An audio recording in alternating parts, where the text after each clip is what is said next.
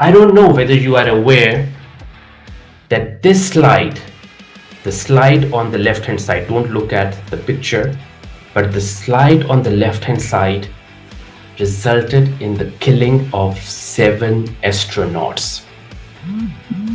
I don't know whether you remember that. It was 2003, January 2003.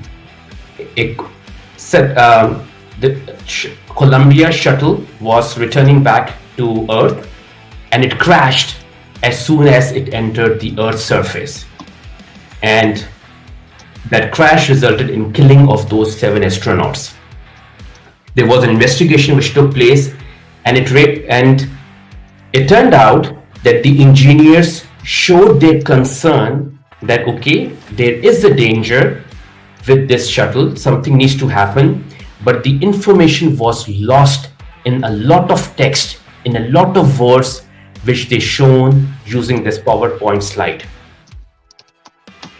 That is really unfortunate, but that was actually the case. I'm not going into the details of the story. You can also search it on Google, and then you can find out the more details. But the core message was that the concern or the danger was known, but people somehow did not understand it because that information was lost in a lot of text which the engineers conveyed in their PowerPoint presentation. And then in the end, that resulted sadly into the death of 7 astronauts and the disintegration, the crashing of the Columbia space shuttle. What you see on the PowerPoint presentation right now, you see, I'm assuming, okay, I can't basically hear what you are saying, but I can imagine that you are seeing a lot of dead bodies here, all right? Seems to be a crime scene. What you see on the right hand side, a lot of blah blah blah blah blah blah blah blah blah blah blah blah. Slide number 75. Anyone knows what is this called? Any ideas? Share that through the comment section. What is this called? I can help you out. It is known as death by PowerPoint.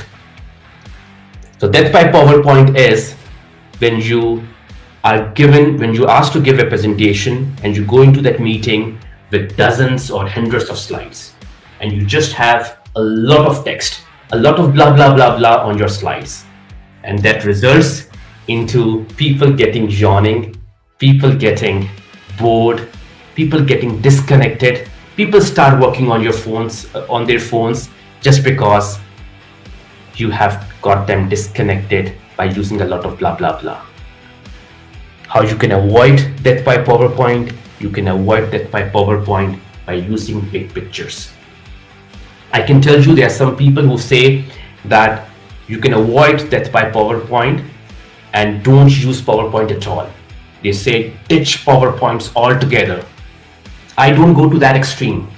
In my opinion, it's fine to use PowerPoint. Like for example, today I'm also using PowerPoint, but I don't have a lot of text on my slides.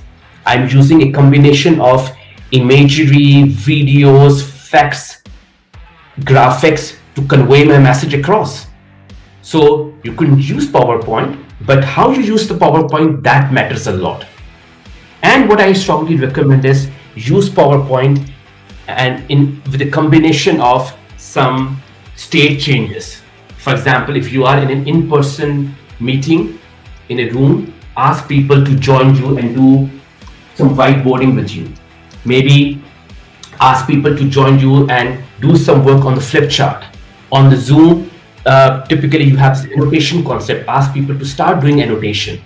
Do these type of things in combination with PowerPoint and you are fine. That's my view. But as I said, there's some people who say ditch PowerPoint altogether just to avoid death by PowerPoint.